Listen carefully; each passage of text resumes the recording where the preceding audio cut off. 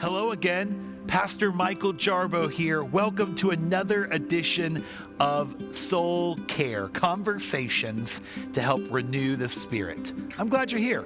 Check out today's episode. Well, hello again for another edition of Soul Care. And today I am really pumped because I got a dear friend and someone I look up to in the realm of art and creativity. And actually, I did not tell Scott Erickson, who I'm on today, Soul Care with, that I've got his artwork in my office right behind. Did you notice that? I noticed it. That's I was like, oh, like a literal elephant in the room. Is I've got your art in, and so like I'm facing different way in my desk, so I have this in the background. But I've talked about your art and talked about in sermons and the messages, and it's really cool to have you on Soul Care to be joining us today. So how are you doing, Scott? I'm good. I'm fresh out of the water with my kids. I was just at Town Lake here in Austin, Ladybird Lake, sorry. And there's a controversy of what you're supposed to say. So yeah, but I'm doing great today. Awesome. Yeah. Great. Well, I would just, for people who don't know you, who might be watching this for the first time, can you tell me a little bit about your self and how you got connected with art? And today we're kind of going to talk about how art helps the soul, as we've had this kind of conversation about soul care for so long, and maybe just like how'd you get into art? How are you where you are today? Well, it's a long story, but that I can make short. I mean, I always had a particular leaning towards it and fascination and practice with it, and had some great adults throughout my childhood really point me in the direction and say keep with it, and then in like high school, I noticed that this was a thing in me, and I was like, okay, I should pay attention to this. College, I was an education and art major, and then I had some interesting experiences, but it was like in my late 20s, I was teaching high school, and I just was like, man, if I never try to be an artist, whatever that means, I'll always regret it. And so I really dedicated myself.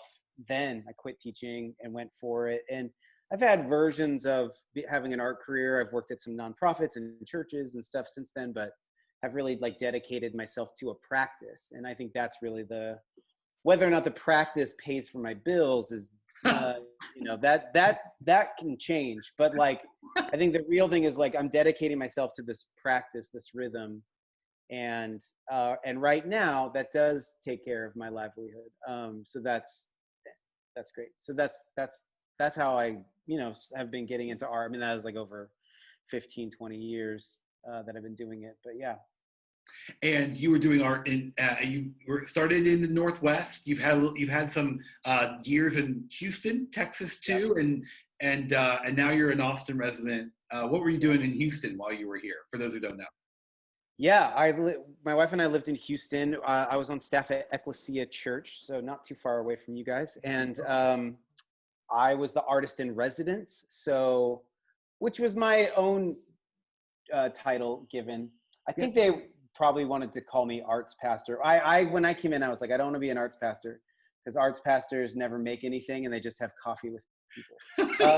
And I was like, I want to make things. I want to work with a community and make and fabricate things. And so artist in residence for 3 years. And then I like taught and did other things. And was there till 2009, 2012.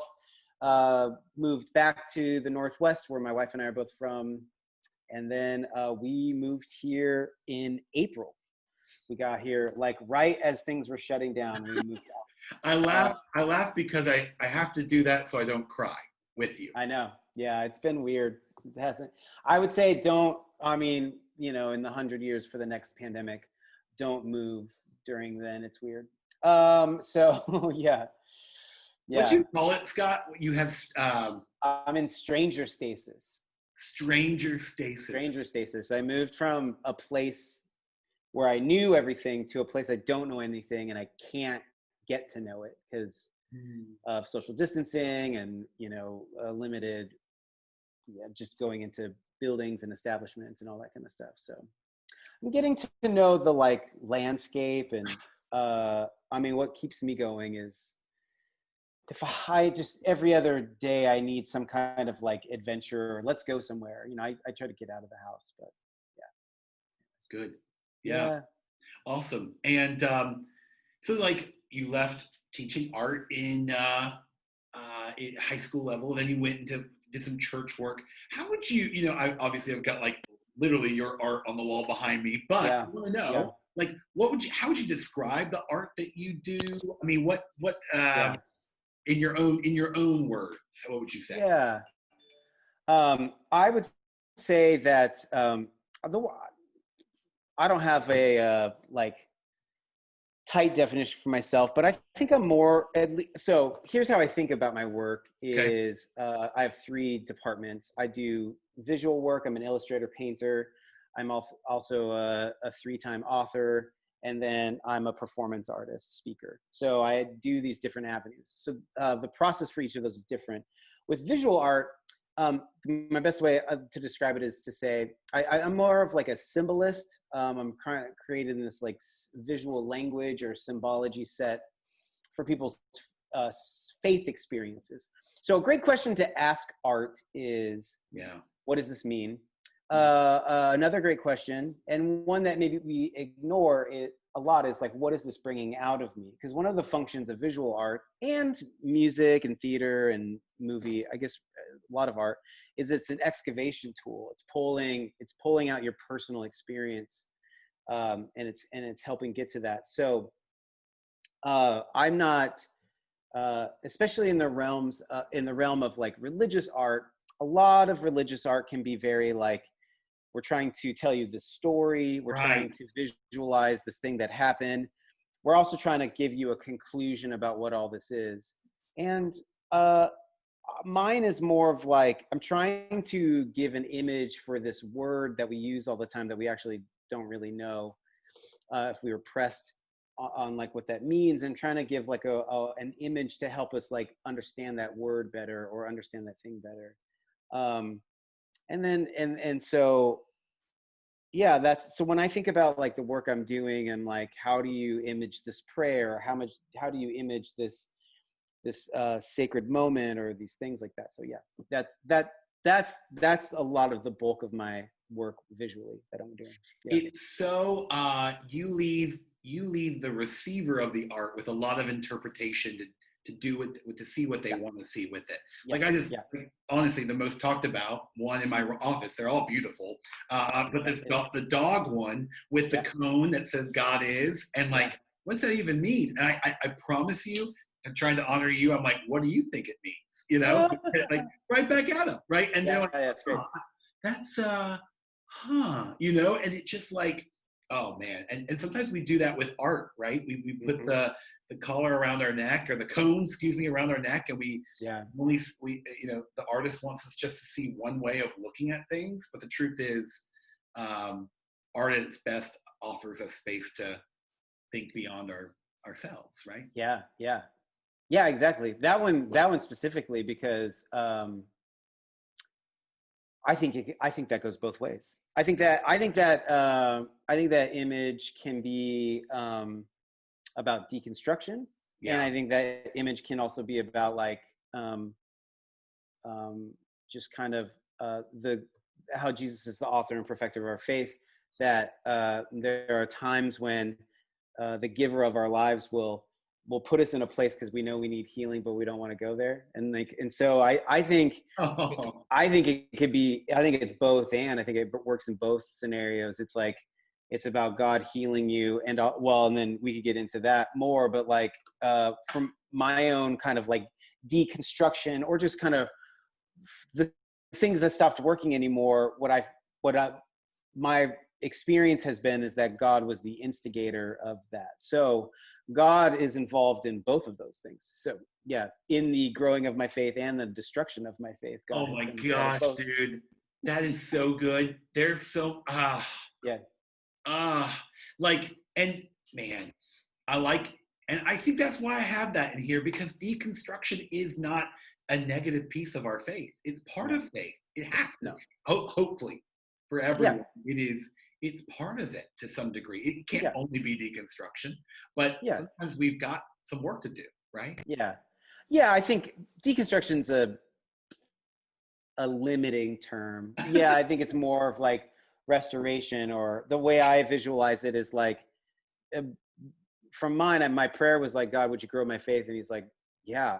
And then this wrecking ball came and knocked down my structure of faith. He's like, we got to make space for something bigger. So the only way to make space for something bigger is the obliteration of what limited capacity you gave to it. And so your losing your faith might be the answer to the prayer you asked a long time ago.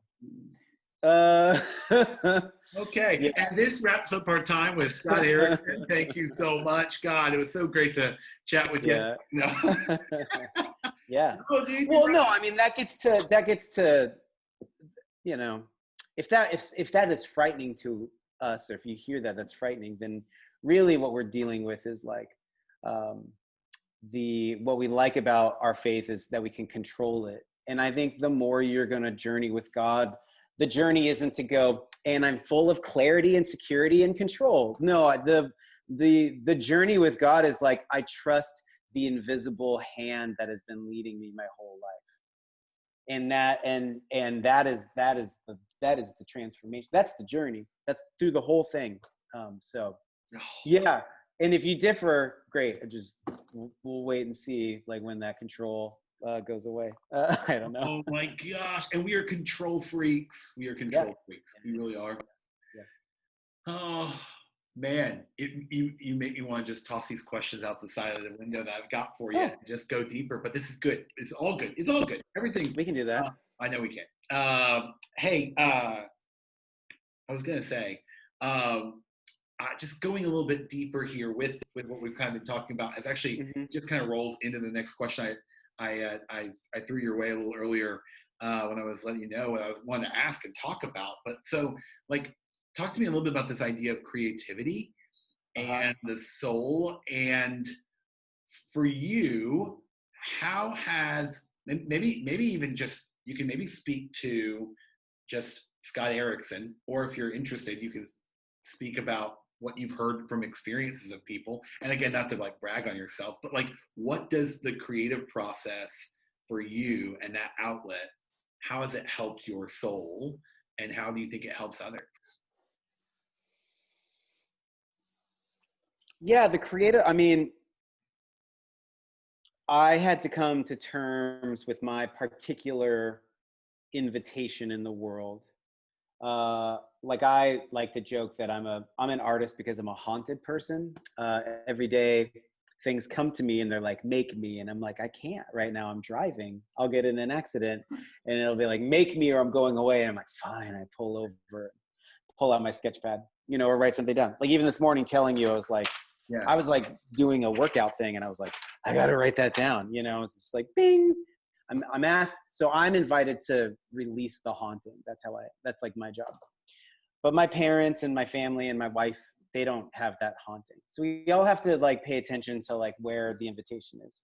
So my creative journey is involved with that dance, that conversation, that practice. I would say for everybody, what the creative process is that you like, so this thing that we have in all of us, this faculty of imagination is the space within you that you can envision a future or something that hasn't happened yet, or something that doesn't exist, and that space in you sets you in a direction towards that future.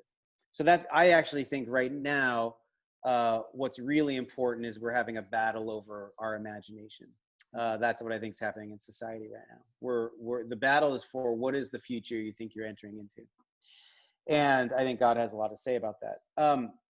I would say creative process in a smaller way, not necessarily for the whole cosmic human race or whatever, is going like, there is a possibility of putting something together. The creative process is that mysterious journey of finding all the things that already exist to put it together and make this thing happen. And that is a wonder and a mystery and and the struggle to do, you know? Yeah, so I think creative process is that, like, here's I'm gonna give you all my gold right now. And I am working on a creative book, but what I've learned to be mostly true about being an artist is that it's less about your innate ability and more about your ability to make something larger than your innate ability. Okay. If you gave me a piece of paper and a pen right now and you said, draw a puma, I could draw a decent puma. It'd probably have some whimsy and character, but it wouldn't be that bad.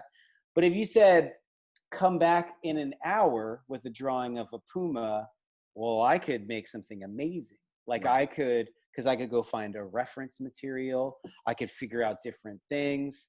I could put something together. So it's not about like my innate ability, like just doing it. It's about being able to build something larger than my innate ability. This means like whenever you're putting something together, you can go like, specifically bookmaking. Bookmaking is really feels like daunting. I always wanted to be an author, and now I am. Right. But it really is like, you don't know something, you go read or you talk to somebody, and then you filter that and translate it and build. It's you don't know how to build something, you go research it and find the materials and learn how to do it and get somebody's help. And you can build a shed in your backyard. If you think like, just build a shed on your own, maybe not. But if the process is like, learn from this person, get the schematics, get these materials, put these together, that's it. And I think most people think that creativity is just this like, well, I can't draw or I can't do this. And it's less about that and more about like, well, what could you gather together to help make the drawing possible? Oh, you know? Right. And that I think when you think of the creative process like that, then all of a sudden the world around you is filled with everything that you need. It's filled with like solutions and answers. And then I think also, and we could get into this if you wanted to, but what part of becoming an artist is also learning what your tools are, like what kind of tools you use. So I use paint and pen and ink and stuff like that, but I also use a computer. I use an iPad. All of those things, you know, like even that Trinity picture behind you, all of that was hand drawn except for the triangle. I drew like 3 figures coming out and all that, and then I photographed that, took it into Illustrator, vectorized it, then put a triangle, cut the edges, you know, and figured out the composition for it. So I used a pencil, I used my hands, I used some ink, I used a computer, I used a camera. Also, all of that was made to that. All of that took to make that. And then I've made paintings of that image. I've made prints of that. So it's about knowing your tools like that you use and stuff. But what if you would have stopped when you said, I can't make a perfect triangle? Yeah, right? Exactly. Like, I can't make a perfect triangle. I can't I'm done. I'm not an artist anymore. And does it lessen the art if a computer did? Like, it's probably not even perfect. I just did some points and like I don't even know if it's perfect. I didn't wait. That's all I know how to do on Illustrator. is make the peak the points. I'm a graphic designer. Yeah. So there's this follow-up question. I've been like almost like jumping, and I didn't want to interrupt you because you were on such a beautiful roll. So has this quarantine, has this COVID-19 season been healthy for the creative process or harmful for the creative process? Because a lot of what you're talking about is time, and one might say we've had a lot of time, like during this, season, to really So what do you like? How would you? So maybe that's kind of rolling into one of my other questions. It's just like, has the season been healthy for creativity or hurtful, or what have you? How has it fueled you in whatever way possible? I mean, you moved in April. Yeah, I know. For me specifically, like I just got this studio space. It's still, I'm still like putting things up and stuff. But like my whole space went away because we moved. So if we would have stayed where we were at and I just had everything set up, maybe I would have been dedicated and been like, boom, boom, boom. but like not only did like my whole schedule and tour and rest of the year just go away, so did my space. Everything was in boxes for a month, and still some of it is in boxes. So that really tripped me up. And then as I've talked to other artists who maybe haven't had that experience, like some musician friends of mine who were like, I'm not performing until next year. Oh, So geez. what do we do with that? I think so maybe some people have been really productive. I think there's going to be like this tsunami of content that's going to come out next year of like books and shows and concerts and stuff like that. Everything's been like, it's going to be like 5 Star Wars movies. And you know, like just everything's gonna come out, and 14 Marvel movies, you know, like it just all like come out at the same time. I think the real question is what does this space of everything going away or not being what you thought it was going to be, what does that let you get in touch with that you would have otherwise ignored? That your busyness of schedule and your plans and all of that, what did you easily like bypass in yourself, the conversation you needed to have, and now it's forcing you to deal with it? Oh wow. And that has been that's been the more difficult thing. So like I wish I handled all of this better, but like I was pretty messed up for the first couple months. Just moving was hard and everything, and you know, but I am like a spiritual leader and communicator, and I felt like there was this obligation to say stuff, and I was like, I don't have anything to say. I'm in the car accident too. You know, like, what do you mean? Like, I'm not overcome by this. My life has been wrecked because of it too. And I think there's a couple of things there. One, it is really interesting. Any kind of leadership, we always feel there's a pressure put on you that you must have risen above everything. And I actually think that the invitation to any kind of spiritual leader during this time is to go, no, you're not. Your job isn't to overcome things. Your job is to walk through it and speak to the truthful conversation you're having with God about walking through it. You know, like, I mean, real honesty is going to lead to honest hope. Honest lamentation is going to lead to honest, connection. So I think that was an interesting, or that was just like oh yeah, it's not about being an overcomer. It's about being a person who's allowed to be transformed by something that you're not in charge of. And then I think the second thing that got to me was because I had to go, okay, so I had like a whole speaking tour planned the rest of the year. It all got canceled. So then my wife was like, I think you should make a class out of your thing, out of your Say Yes show. And as I started doing that, what I got into was some real heart stuff that I didn't know I had. Like not only like the competency to make things, that wasn't it. It was the inward competency that I had to work on. And she gave me like a weekend away where she just let me work on that stuff. And I would have never probably done that without this time. And so now I'm like grateful for the loss of things, because it did, so it's that kind of, I just think the question is like, the way I would say it is like, what is the conversation I can only have by being here? That is, because that's where you're going to meet God. That's where you're going to meet like the thing you need to talk about the most. And yeah, and I think so that so when I've coached some other artists who also, like musicians, I was like, so let's start with that question. It's like, do you like the music you make? Like, have you just been doing that because that's what you had planned for the next year? Like, if you could take a step out of it, would you change anything? Would you write anything different? Would you want to try something, like that? That's what this time allows. Yeah. Gosh, it is about, and what I'm witnessing in people, and it goes back to that imagination piece, is that loss of imagination piece that you spoke about, is people are so people. I'm just like folks in my life, and when I'm hearing like the sound from, you know, working in the church, I'm hearing this like Yeah. kind of constant chorus of, Yeah. I'm so ready for this to be done and get here. Yeah. I'm ready to get out of the, you know, my next summer is so Yeah. much better going to be, you know, it's all forward, forward, forward.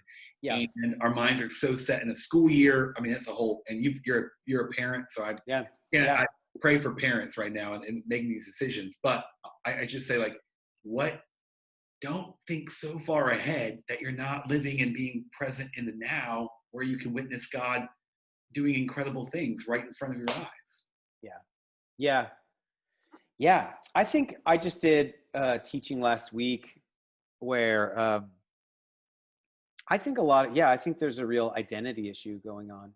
Whereas people, a lot of this, like, I can't just wait to get over. I can't wait till things go back to normal, Right. which that'll never happen. Like the therapist David Kessler said, all of our lives that we knew and loved died months ago, and we're all collectively grieving that. And I think also with that is like, there's a way, or identity I knew how to be, that's also gone. And so I think actually these practices, these ancient spiritual practices of silence and solitude, are a way in which we center in God's identity for us. And we find out, like, oh, there's other parts of me I didn't know about. Yeah. And so I think a lot of like this kind of, this like, I mean, look, every day is a weird paradox of like I'm you know, I'm like, what's today going to be? And also like, I miss society, you know. Like, I was talking to a friend of mine and he was like, I would give anything to just go to Starbucks and get a crappy cup of coffee and just sit there and watch some guy not taking a laptop out, but like a full-on computer out of a plastic bag and setting it up in a corner working, just like the boring, mundane, weird everything. He's like, I would love to go back to that, you know.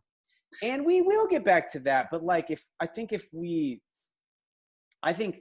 the unsettling is it's because it's illuminating places in us that are impoverished, and we could ignore it and just go, oh, just get back to it. I'm not gonna wear masks. I'm just gonna get back to what I want to do, you know. Or you can go, hey, where is the interior poverty you're hitting on, and why is that? What is the identity piece in there that you're not liking or dealing with? And now I think that is like the real stuff. Gosh. Yeah. Anyways, Identity poverty. That's what I tell myself. You're laughing. On my best days. Oh, look, let's give grace to each other. There are some days where it's like, yeah, and I'm done. I'm just like, I know, I don't want to do this. You know, like, preach. It's okay. That's okay. There's a reason we all feel weird. It's because this is a really weird time. Yeah. Yeah, but you were saying it too. But it's like, God isn't in the future. God is right now. It's like you're inventing a thing. It's like, well, finally get to all these stuffs again. But I think the thing is like, what is coming up now? What is the thing you can do now? That's where we have to go. And really paying attention to our spiritual practices too. Yeah. Oh, we're supposed to have spiritual practices during this time? Yeah. You're telling me? Yeah. No, I mean, I think that's what the practice means, like, not spiritual, I got it all perfect. The spiritual, every day going, I don't feel like I have it together. And it's like, that's the practice. That is your practice, is going, I don't feel like I have it together. It's like, great. Let's come back to that same conversation tomorrow, you know, or. Yeah. I had a guy tell me, I found myself doing a lot of, I teach I like lead a men's group, and I found myself like doing a bunch of like spiritual discipline books and stuff. And the guy came, texted me. I'm kind of in this place right now, Scott, when a name crosses my mind, I grab my phone and just text them. Oh, and nice. This guy's name came to my mind. I was like, why is Andy in my mind? And I grabbed my phone, I texted Andy and I said, Andy, just thinking about you. He goes, Michael, who knew, when I was going busy and crazy and just working, like spiritual practices to me were like, that's nice. But who knew the homework I was doing then would be so helpful today to have rhythm when I live in a rhythmless society. Yeah. Yeah. That's it. And I was like, that was a text I'm going to use one day. And I am right now with Scott Erickson. Yeah. That's great. You know what I'm saying? So, Yeah. what a good reminder. I want to kind of just like beautifully wrap that up with be here. Be here is how art's done. It's how life can be lived. It's how we can dive deeper. It's where God is right here. So, so good. Okay. There's two things I do to wrap up every time I'm on Soul Care. It's this one question, and I'm going to hit you with my rapid fire, and then we're out.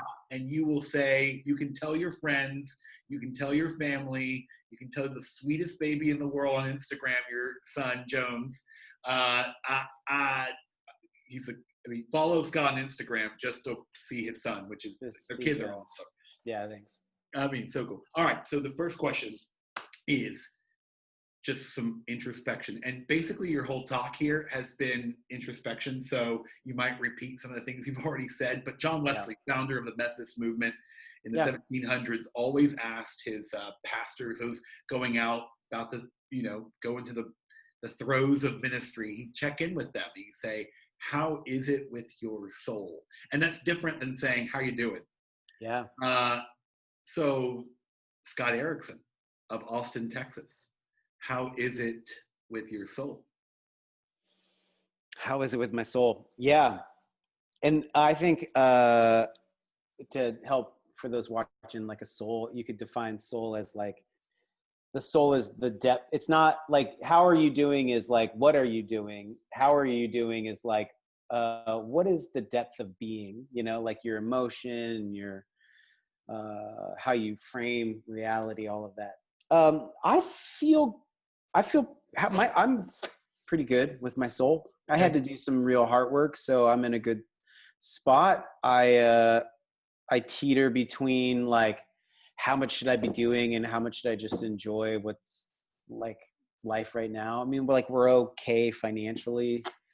So, for now, so there is this kind of like, I just remember last year going, I never am going to get a sabbatical because I don't work for a church.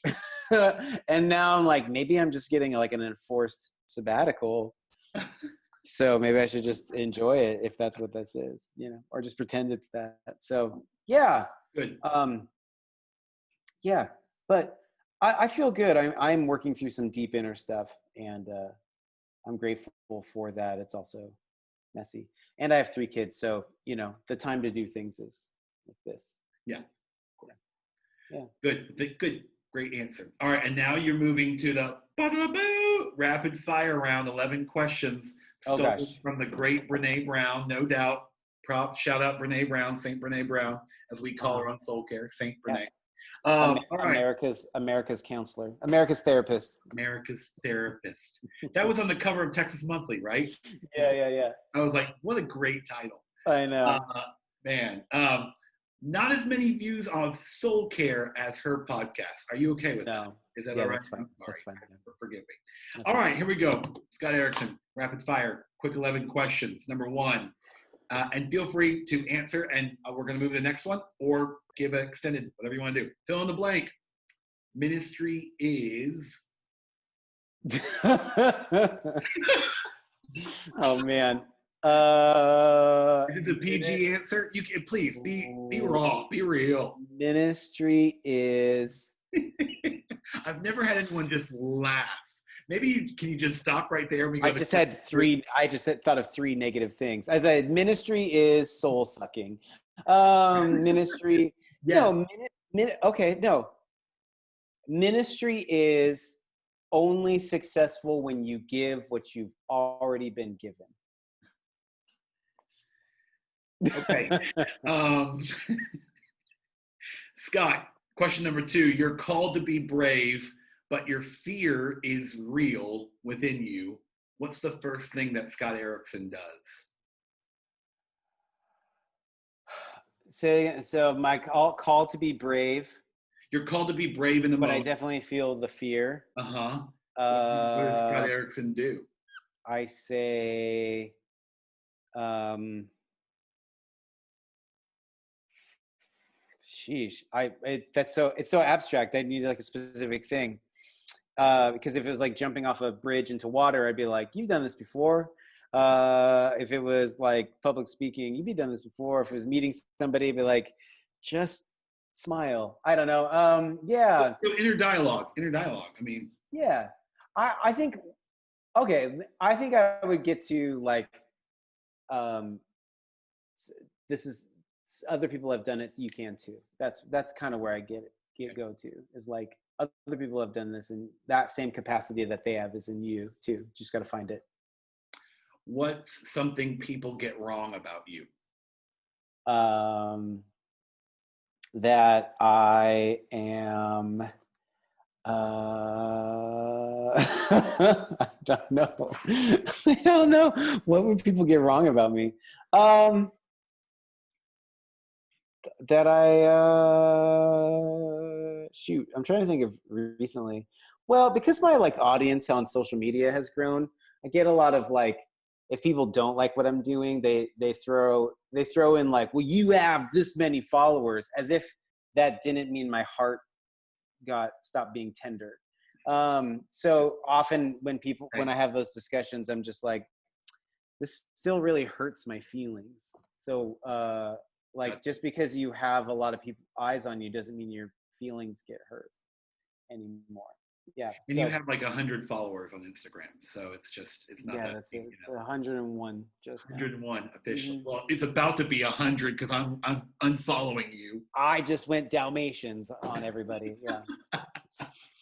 No, you have like 18,000. So moving on, what's the last TV show you binge watched and loved? Oh, this would be great. The last TV show I binge watched and loved. Oh, well, I watched the Air Jordan docu-series. That's not a TV show.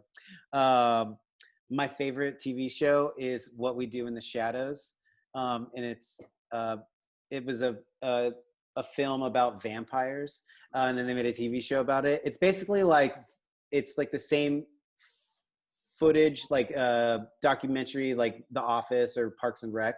Okay. But it's about these 4 vampires that live in this house in Staten Island, and it's so funny. Good. It was just a great relief. It was amazing. Awesome. What's your favorite movie? My favorite movie of all time? Look, the questions just ask itself. I don't know if I have a favorite movie, but probably It's a Wonderful Life is one of my top ones.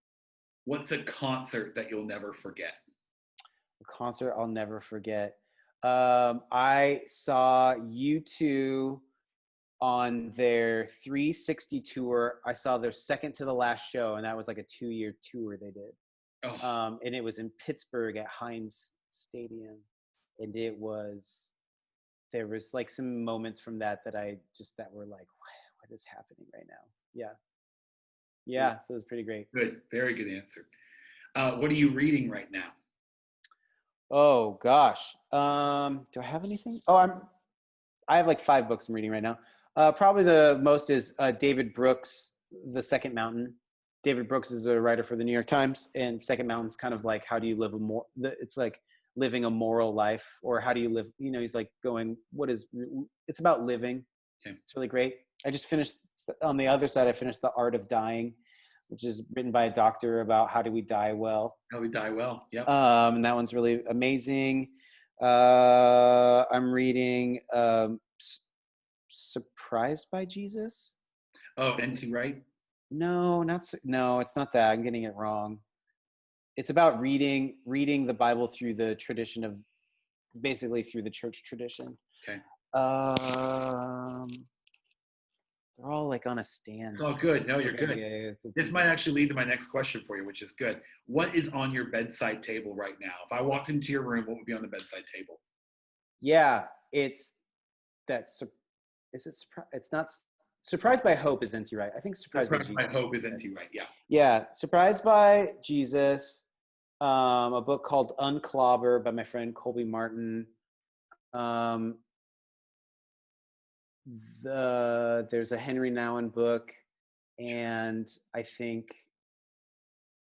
my prayer book, and then I just moved a bunch of stuff around. Wow, So, you yeah, got your prayer book. I had my All right, prayer book there. I'm reading myself. I'm reading. Well, I did the images, but yeah, it's just there. No, That's what's on the I side. know. No, that's good. Yeah. You have like a lamp though, maybe, right? A lamp on your bedside Oh, table? and a lamp, and and a little like thing to put my watch on and Perfect. stuff. Yeah. What's a snapshot of a moment in your life that brings you joy? A snapshot of a moment in my life that brings me joy. That brings me joy? A snapshot of my life that brings me joy? Yeah, just like give me that moment.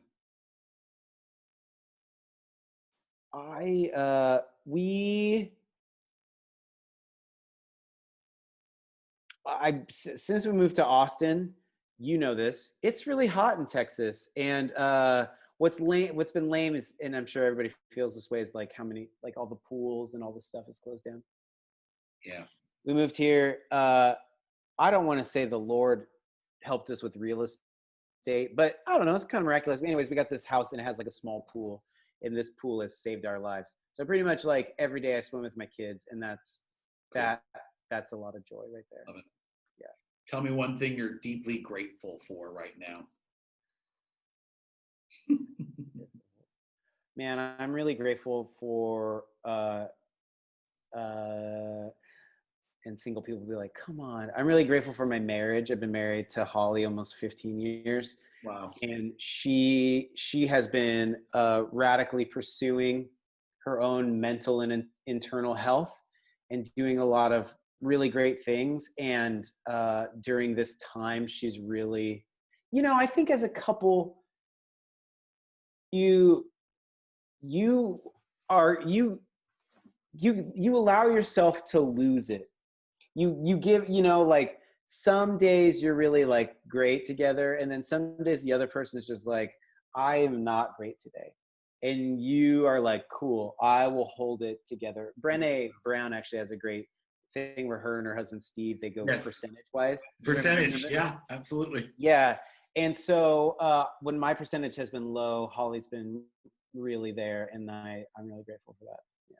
Good. Yeah. Last question. When your time here on earth is done, what do you hope the first thing that God says will be when you reach heaven? Oh my gosh.